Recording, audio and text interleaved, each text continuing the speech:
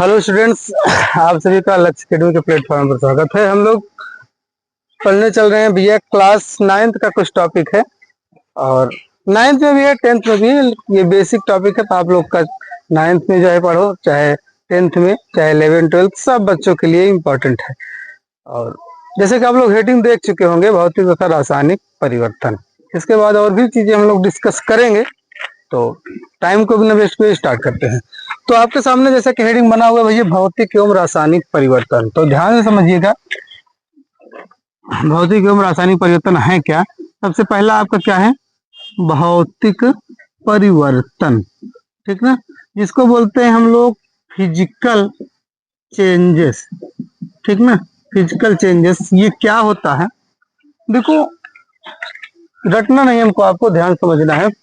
भौतिक परिवर्तन का मतलब क्या है कि जैसे कोई ऐसा परिवर्तन जिसमें उसके भौतिक रूप में परिवर्तन न किया जा सके, भौतिक अवस्था में परिवर्तन न किया जा सके। भौतिक अवस्था का मतलब ये मत समझना ठोस द्रव गैस की बात कर रहे हैं। मतलब ऐसा है, आप इन एक लाइन बोल सकते हो कि फिर से वो उस अवस्था में आ जाए। एग्जाम्पल अगर आपको बताएंगे तो एकदम क्लियर कट समझ में आ जाएगा। जैसे अगर हम बात करें जल का वाष्प में बदलना, ये क्या है, भौतिक परिवर्तन है। जब चाहेंगे हम वाष्प से जल बना सकते हैं। फिर उसके बाद बर्फ का जल, बर्फ का जल में बदलना, ठीक ना, ये क्या है, भौतिक परिवर्तन है। तो आप लोग देख रहे हैं ना कि इसमें क्या हो रहा है, जल वाष्प में जाएगा, जो हम चाहेंगे उसको बदल लेंगे, फिर से जल बन जाएगा। बर्फ जल में बदलेगा, फिर हम जल से बर्फ बना लेंगे। समझ रहे हो ना। तो यह क्या कहलाता है, भौतिक परिवर्तन कहलाता है। ये क्या कहलाता है भैया, भौतिक परिवर्तन कहलाता है। किसी कोई समस्या बताइए। और भी बहुत सारे परिवर्तन है कि जिसमें उष्मा देकर के यानी किसी चीज को गर्म करते हैं। जैसे अगर हम बात करें तो यही पानी ही है, हम लोग गर्म करते हैं तो वाष्प बन जाता है, ठंडा करते हैं तो वो बर्फ बन जाता है ना। तो हम लोग भौतिक परिवर्तन को लगभग ऐसे ही देखते हैं कि किसी भी चीज को गर्म करते हैं या उसमें बोल सकते हो आप ऊष्मा देते हैं या विद्युत प्रवाहित करके उसमें कुछ न कुछ परिवर्तन कर लेते हैं। तो ऐसे परिवर्तन को हम लोग भौतिक परिवर्तन का नाम देते हैं, फिजिकल चेंजेस बोलते हैं, ठीक। लेकिन रासायनिक परिवर्तन में क्या होता है, रासायनिक परिवर्तन क्या है ये आप लोग को समझना जरूरी है, क्योंकि पूरी केमिस्ट्री हमारी आपकी इसी पर टिकी हुई है। रासायनिक परिवर्तन, केमिकल चेंजेस, ठीक ना। तो देखिएगा ध्यान से, रासायनिक परिवर्तन में क्या है भैया, इसमें कोई पदार्थ जो भी होगा, कोई पदार्थ, कोई पदार्थ जो है वो क्या करता है, ये ऊष्मा, ऊष्मा बोल सकते हैं या बोल सकते हो ऊर्जा, ये ऊर्जा ग्रहण करता है। कोई पदार्थ क्या करता है, ऊर्जा को ग्रहण करता है। ऊर्जा ग्रहण करने के बाद इसके रासायनिक रासायनिक गुण, रासायनिक गुण में क्या होता है, परिवर्तन हो जाता है। क्या होता है, रासायनिक गुण में परिवर्तन होता है, नहीं चेंज आ जाता है उसके रासायनिक गुण में। तो कोई पदार्थ ऊर्जा को ग्रहण करता है जब, और उसके रासायनिक गुण में परिवर्तन हो जाता है, तो ऐसे परिवर्तन को हम क्या बोलते हैं, रासायनिक परिवर्तन बोलते हैं। क्या बोलते हैं भैया, रासायनिक परिवर्तन बोलते हैं। समझ में आ रही है बातें, किसी को कोई समस्या बताओ। इसमें क्या होता है, जैसे रासायनिक गुण में परिवर्तन होगा और उसके पश्चात नया पदार्थ भी बन जाता है। क्या होता है, नया पदार्थ भी बन सकता है, ठीक।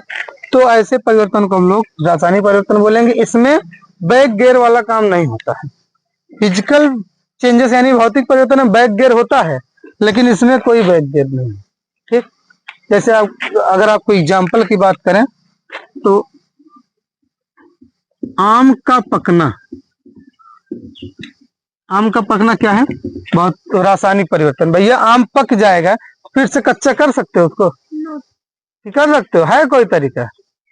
कच्चा है तो पकाने का तरीका है, वो आता है मार्केट में एक केमिकल, इसको बोलते हैं कार्बेट, कार्बाइड शुद्ध नाम होता है, ठीक। तो उससे कच्चे आम को आप पका सकते हो, लेकिन एक बार पक गया तो क्या उसको कच्चा कर पाओगे? नहीं, ऐसा कोनो मेथड नहीं है। ठीक, तो ये आम का पकना क्या है? भौतिक परिवर्तन और रासायनिक परिवर्तन है। ठीक, और भी ऐसे बहुत सारे परिवर्तन हैं, जैसे जिसमें हम लोग क्या करते हैं, पुनः उस चीज को प्राप्त नहीं कर सकते हैं, तो ये सब रासायनिक परिवर्तन के अंतर्गत आता है। ठीक, अगर कोई समस्या हो तो इसमें आप बोल सकते हैं, है नहीं ना? तो चला जाए आगे, क्या एग्जाम्पल बताएं? और भी एग्जाम्पल बहुत सारा है, जैसे ईंधन का जलना बोल सकते हो। जैसे लकड़ी है, लकड़ी आप जलाओगे खाना बनाने के लिए, जैसे आजकल तो देश में देख रहे हो गैस का जो बहुत सारा समस्या है, 1000 रुपया गैस 1500 2000 में नहीं मिल रहा है, ब्लैक में सब 2500-3-3000 रुपया दे दे करके तो गैस पा रहे हैं, कैसे उनका घर चल रहा है। तो लकड़ी का ज्यादा जो है इस्तेमाल कर रहे हैं गांव वाले, ज्यादातर शहर वाले तो कर ही नहीं सकते भैया। तो लकड़ी को अगर आप जलाओगे तो लकड़ी को जलाने के बाद राख बनती है, उस राख से लकड़ी बना सकते हो? नहीं ना? तो ऐसे बहुत सारे उदाहरण हैं, आप धीरे धीरे सीखोगे, जिसमें हम लोग पुनः उस वस्तु को नहीं पा सकते हैं।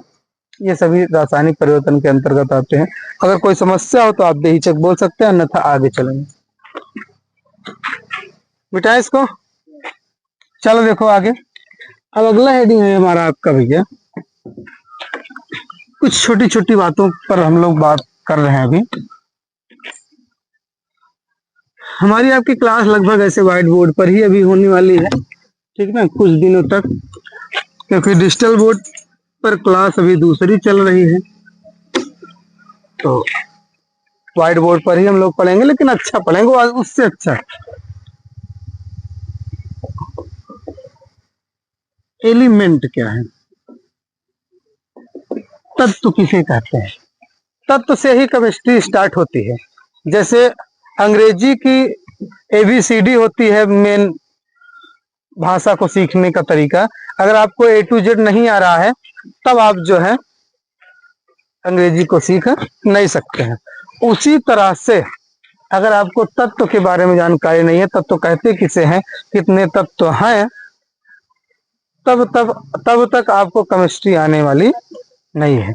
तो तत्वों के बारे में आपको सीखना बहुत ही जरूरी है, ठीक ना? तो तत्व शब्द एक वैज्ञानिक थे जिनका नाम था रॉबर्ट बायल। क्या नाम था? रॉबर्ट बायल। रॉबर्ट बायल ने क्या किया था भैया? रॉबर्ट बायल ने 1661 ईस्वी में, सबसे पहले, कब? 1661 ईस्वी में जो तत्व शब्द है, तत्व शब्द का नाम दिया था। सबसे पहले किसने दिया था? रॉबर्ट बायल ने तत्व शब्द का प्रयोग किया था 1661 ईस्वी में। याद रहेगा, किसने दिया था? रॉबर्ट बायल ने। कौन सा नाम दिया था? तत्व शब्द नाम दिया था। कब? 1661 ईस्वी में। किसने? रॉबर्ट बायल। किसने? रॉबर्ट बायल। फिर आते हैं एक फ्रांस के रसायनज्ञ। कहाँ के भैया? फ्रांस के रसायनज्ञ, जिसके बोलते हैं लेवोजियर। क्या बोलते हैं? लेवोजियर। ये कहाँ के हैं? ये हैं भैया फ्रांस के। कहाँ के हैं भैया? फ्रांस के। फ्रांस के रसायनज्ञ आते हैं ये करीब 1743 ईस्वी, ठीक ना? कब? 1743 से 1794 के बीच। 1743 से 1794 के बीच इनका जीवन काल रहा है। तो इसमें जो है इन्होंने सबसे पहले तत्व की परिभाषा को दिया था। तत्व की परिभाषा किसने दिया? तत्व की परिभाषा, तत्व की परिभाषा किसने दिया था भैया? लेवोजियर ने। कहाँ के वैज्ञानिक थे? फ्रांस के थे। कहाँ के थे? फ्रांस के। तो तत्व शब्द किसने दिया? रॉबर्ट बायल। कब दिया? 1661 में। और तत्व की परिभाषा किसने दिया? लेवोजियर। किसने भैया? लेवोजियर, या इसी को लवाइजिए कहते हैं। इसी को क्या बोलते हैं? इन्हीं का नाम लेवाइजिए। कई यानी क्या है ना कि बहुत पहले की बात है तो क्लियर जानकारियां नहीं होती है, समझे। अभी जैसे किसी का नाम गोलू है तो कोई गोलुआ कहता है, छोटू है तो कोई छोटुआ कहता है, हा? तो ऐसे लेवाजियर है तो कोई लेवाजिए कहता है, कोई लेवाजियर कहता है, कोई लेवासिए कहता है। तो इस तरह थोड़ा बहुत नाम में डिफरेंस हो जाता है, ठीक। तो अगर हम बात करें कि तत्व की परिभाषा क्या होगी आखिर, इस पर हम लोग समझने सकते हैं। डिफिनीशन,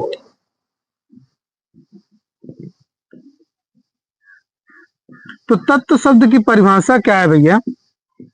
बोल सकते हो आप? तत्व क्या है? तत्व वह छोटी से छोटी इकाई है, छोटी से छोटी इकाई है बोल सकते हैं, या पदार्थ बोल सकते हो, जिसको हम विभाजित नहीं कर सकते हैं, ठीक ना। विभाजित नहीं कर सकते हैं। जो तत्व शब्द है इसको हम लोग, तत्व यानी कि जो एलिमेंट्स है, इसको हम लोग विभाजित नहीं कर सकते हैं, ठीक ना। किसी कोई समस्या नहीं ना। अब जो तत्व है, जो आवर चार्ली आप पढ़ोगे, अभी तो 9th में हो आप, तत्व को कुछ तरीके निकाले गए कैसे हम लोग इनको पढ़ें। जो तत्व है भैया, एलिमेंट, इनको 3 तरह से क्लासिफाइड किया गया। कितनी तरह से? 3 तरह से। पहला है भैया धातु। क्या? धातु। दूसरा है अधातु। क्या? अधातु। और तीसरा क्या है? उपधातु। कितना? कौन है भैया? उपधातु। अब हमको आपको एक चीजों को समझना है, धातु क्या होता है, अधातु क्या होता है, उपधातु क्या होता है। ध्यान समझिएगा। देखो धातु क्या होता है, धातु इन सिंपली इसके कुछ गुण हैं। आप क्लास 10th में चैप्टर है, क्लास 10th में केमिस्ट्री का तीसरा चैप्टर धातु, धातु तथा उपधातु, ठीक ना। बात समझ में? मेटल, नॉन मेटल एंड सब मेटल। देखो ध्यान से, धातु क्या है? धातु में क्या होती है? एक विशेष चमक होती है, विशेष चमक होती है, ठीक ना, पहला पॉइंट। दूसरा पॉइंट क्या है? यह पीटने पर टूटती नहीं है, या पीटने पर टूटती नहीं, यानी कि इसको हम लोग बोलते हैं आघात वर्धनीय। आघात वर्धनीय का मतलब यही कि पीटने पर जो टूटे ना। ये क्या होती है भैया? ये इलेक्ट्रॉन त्यागती है। इलेक्ट्रॉन क्या करती है? ताकि जैसे कोई एक सोडियम धातु है, ये क्या करेगी? एक इलेक्ट्रॉन त्याग करके अन्य प्लस बना लेगी, ठीक। पोटेशियम धातु है तो एक इलेक्ट्रॉन त्याग करके पोटेशियम प्लस बना लेगी। कोई भी धातु हो, इलेक्ट्रॉन को त्याग करके वो धन आयन बनाती है। क्लियर ना? किसी कोई समस्या? बोलो। तो ये धातु के कुछ गुण हैं। पहला क्या? विशेष चमक होती है, ठीक। और इस यह पीटने पर टूटती नहीं है, यानी आघातवर्धनी होती है। यह इलेक्ट्रॉन को त्याग करके धनायन बनाती है। और एक मेन पॉइंट जो है, चौथा सबसे इंपॉर्टेंट पॉइंट है, यह जो विद्युत है, विद्युत की सुचालक होती है। क्या होती है? सुचालक। इस सुचालक का मतलब क्या है?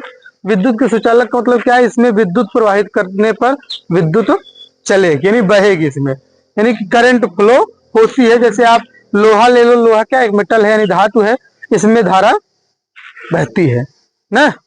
अगर लकड़ी ले लोगे, क्या लकड़ी में चलती है धारा? ईंट में धारा बहती है? नहीं ना, ईंट में धारा फ्लो नहीं होगी। तो आपका लोहा क्या है? धातु है। सोना क्या है? धातु है। चांदी क्या है? धातु है। ये सभी क्या है? धातुएं हैं, ठीक। टोटल आपके आवर सारणी में जो है तत्व जो है 118 हैं। कितने हैं?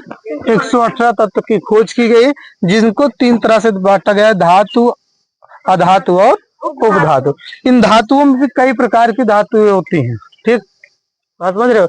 धीरे धीरे आप पढ़ोगे। अभी जिस क्लास में आपको, उस लेवल से हम आपको सिखा रहे हैं, ठीक ना। अब आप समझिएगा अधातु क्या होता है। ये चारों पॉइंट याद रहेंगे।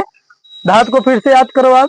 पहला क्या, इसमें एक विशेष प्रकार की चमक होती है, या पीटने पर टूटती नहीं है, बोलो साथ साथ, या पीटने पर टूटती नहीं है, अर्थात आघात वर्धनीय होती है, ठीक ना। यह इलेक्ट्रॉन त्याग करके धन आयन बनाती है, यह इलेक्ट्रॉन को त्याग करके धन आयन बनाती है, और यह विद्युत की सुचालक होती है, यानी कि इसमें धारा प्रवाहित करने पर धारा बहती है, करंट का बहाव होता है, करंट फ्लो होता है, याद रहेगा, ठीक ना। चलो अब अधातु क्या है, ठीक। देखो इंग्लिश में अगर जानना हो तो इसको बोलते हैं मेटल, इसको बोलते हैं नॉन मेटल, और इसको क्या बोलेंगे, इसको बोल देते हैं शायद सब मेटल, ठीक ना, देख लेना आप लोग, सब मेटल ही बोलते हैं, ठीक। तो अब देखिएगा अधातु क्या है। पहला पॉइंट क्या है, इसमें कोई विशेष चमक नहीं होती है, ठीक ना, चमक नहीं होती। ईंटा चमकता है, लकड़ी चमकती है, नहीं ना, तो ये सब विशेष चमक इसमें नहीं होती है, क्या है, अधातु है। दूसरा पॉइंट क्या है कि इसको पीटने पर ये क्या होते हैं, टूट जाते हैं, पीटने पर टूट जाते हैं, या बोल सकते हैं जिसे हम लोग भंगुर, क्या बोलते हैं भैया, भंगुर। भंगुर का मतलब क्या है, जो पीटने पर टूट जाए उसे भंगुर बोलते हैं। जैसे लकड़ी है, अगर आप लकड़ी आप ले लो, उसको पीटो तो टूट जाएगा, लेकिन लोहा देखो पीट पीट कर ही उसका धार बनाया जाता है ना। अगला पॉइंट क्या है कि ये इलेक्ट्रॉन ग्रहण करते हैं, इलेक्ट्रॉन ग्रहण करके ऋणायन बनाते हैं, क्या भैया, ऋणायन बनाती हैं। अगर हम बात करें जैसे एग्जांपल क्लोरीन एक अधातु है, ये इलेक्ट्रॉन ग्रहण करेगी और Cl माइनस बन जाएगा। क्लियर दिखाई दे रहा है आपको, ठीक ना, दिखाई दे रहा है ना। चलो देखो अब चौथा पॉइंट क्या है, चौथा पॉइंट ये भैया कि ये विद्युत की कुचालक होती हैं, क्या होती हैं, कुचालक। कुचालक का मतलब क्या है कि इसमें धारा का बहाव नहीं होता। जैसे अभी हमने आपको बताया ना कि ईंट पत्थर लकड़ी इन सब में धारा का बहाव नहीं होता है, तो ये क्या होती हैं, विद्युत की कुचालक होती है, इन्हें अधातु बोलते हैं। एक बार याद करिए फिर से, धातु क्या है, धातु क्या है, इसमें विशेष प्रकार की चमक होती है, ठीक ना, ये पीटने पर नहीं टूटती है, ये इलेक्ट्रॉन को त्याग करके धन आयन बनाती है, और यह विद्युत का सुचालक होती है, यानी कि इसमें करंट का बहाव होता है।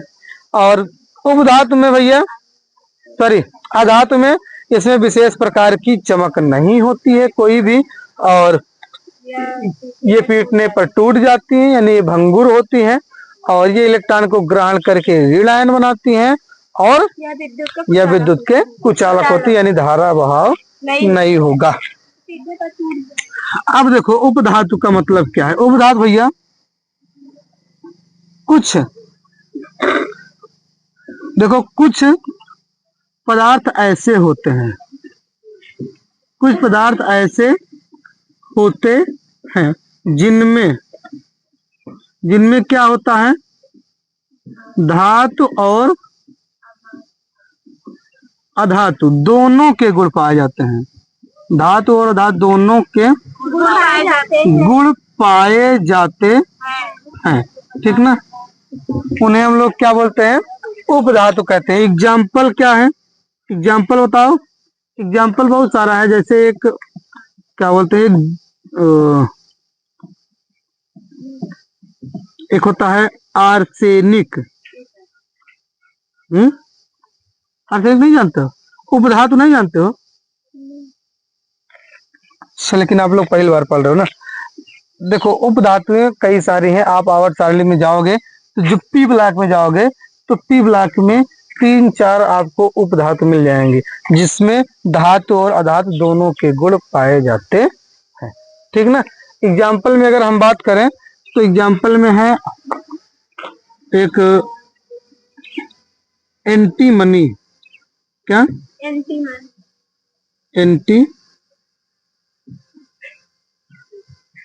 एंटीमनी, एक होता है आर्सेनिक करके, ठीक। तो एक एग्जांपल बहुत है एंटीमनी, बात समझ में आ रही है। तो ये क्या है आपके भैया, उपधातु है। तो धातु क्या है, अधातु क्या है, उपधातु क्या है, आप लोग को क्लियर हो गया होगा ना। बताओ कोई समस्या किसी को? नहीं ना। तो लगभग लगभग जितना करा दिए हैं इतना काफी है आज के लिए। थोड़ा थोड़ा हम लोग सीखेंगे, ठीक ना, बहुत ज्यादा नहीं, थोड़ा थोड़ा सीखेंगे। इतना आप लोग पढ़ो, अच्छे से याद करो, एकदम कंठस्थ होना चाहिए। फिर मिलते हैं नेक्स्ट क्लास में, तब तक के लिए जय हिंद।